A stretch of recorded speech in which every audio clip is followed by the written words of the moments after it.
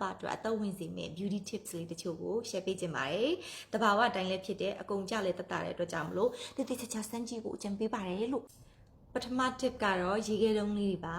မနက်မိုးလေးရင်ရေခဲတုံးလေးတွေကိုမျက်နှာကိုပုတ်ပေးမယ်ဆိုလို့ရှိရင်မျက်နှာလေး skin လေးက fresh ဖြစ်ပြီးတော့မှတနေ့ကုန်နေလို့လန်းဆန်းနေ makeup ကိုပြင်မယ်ဆိုလို့ရှိရင်လည်း makeup မပြင်ခင်မှာအဲ့ဒီရေခဲတုံးလေးတွေနဲ့အရင်ပုတ်ပြီးသွားတော့မှ9မိနစ်10မိနစ်လောက်နေတော့မှ skin care လုပ်ပြီးတော့မှကိုလုံးနေကြပုံမှန် process makeup ကိုတုံးကြည့်လို့ရှိရင်ထူးခြားတာကိုတွေ့ရမှာပါလို့ skin care လေးဖြစ်တဲ့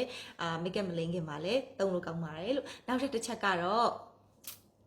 သွားလေးတွေအတွက်နော်ဖြူဖွေးတောက်ပြောင်နေတဲ့တန့်ရှင်းနေတဲ့သွားလေးတွေမလို့ချင်ဘူးလားအဲ့ဒါဆိုလို့ရှိရင်အိမ်မှာပဲသုံးနေတဲ့ baking soda ကိုသုံးကြည့်နော်စန်ဒီတကယ်သုံးနေနီလန်တော့တွတ်တိုက်လို့ရှိရင်စန်ဒီကအရင်ဆုံး baking soda ကိုလက်ဖွားထဲမှာထည့်ပြီးတော့လက်ညှိုးလေးနဲ့ဒီလိုမျိုးလေးစားနဲ့တိုက်တယ်လို့မျိုးပေါ့နော် baking soda အဲ့လိုမျိုးတိုက်တယ်တိုက်ပြီးတော့အဲ့အတိုင်းပဲပလုတ်ချင်းလိုက်လို့ရှိရင် green မှာရှိတဲ့အနံ့တွေလည်းအကုန်ပြောင်စေတယ်အဲ့ဒါပြီးတော့မှပုံမှန်တိုက်သွားတိုက်တက်နဲ့ဒီသွားတိုက်စီနဲ့ဟိုသွားတိုက်တာပေါ့နော်တကယ်သုံးကြည့်ပါနော်လနည်းနည်းကြာလို့ရှိရင်အပုံမပြောဘူးသွားလေးတွေဖြူပွေးတောက်ပြောင်ပြီးတက်ရှင်းနေရ green နဲ့လည်းကင်းသွားပါလိမ့်မယ်မယုံမှကြည့်ဆိုတော့နောက်တစ်ချက်က baking soda ကိုသုံးပြီးတော့ပဲလုပ်တာပါအဲ့ဒါကတော့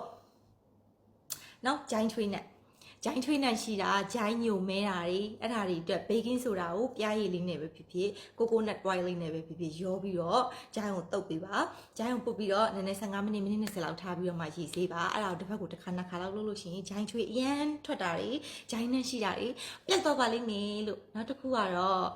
down there နော် main ကလေးတွေအမျိုးသမီးတွေရဲ့ဒီမိမကိုအနှံ့အသက်ပေါ့နော် pH level ညှိဖို့အတွက်လည်း baking soda ပါပဲ baking soda ကိုရေလေးနဲ့ဖြော်ပြီးတော့အဲ့ရအနှစ်ကလေးပဲဖြစ်ပေါ့နော်ရေဖြော်လိုက်တော့အမှုန်လေးတွေပျောက်ပြီးအရေလေးဖြစ်သွားလိမ့်မယ်အဲ့ဒါနဲ့ဒီမိမကိုဆေးပေးပေါ့နော်ဟိုအထည်တွေပါတော့ထည့်ကြမလို့ဆေးပေးပုံမှန်တိုင်းတစ်ပတ်ကို2ခါ3ခါလောက်လုပ်လို့ရှိရင်မိမကိုအနှံ့သက်တွေပျောက်ကင်းတက်တာစီပြီးတော့ဒီအဖြူစင်းရလည်းနှံ့ရှိရလေဟုတ်တယ်မလားဆိုတော့အဲ့ဒီနှံ့နေလည်းပျောက်တယ်ပျောက်ကင်းတက်တာစီပြီးတော့မှပုံမှန်တိုင်းထက်နေလို့ကောင်းတယ် pH level ညှိပေးရတဲ့အတွက်ကြောင့်မလို့ဒါသဘာဝနီးလန်းလည်းဖြစ်လို့ဆက်သုံးကြည့်ပါလို့အကြံပေးပါရရှင်အရန်လှဝိုင်းလည်းလာပြောကြအောင်နော်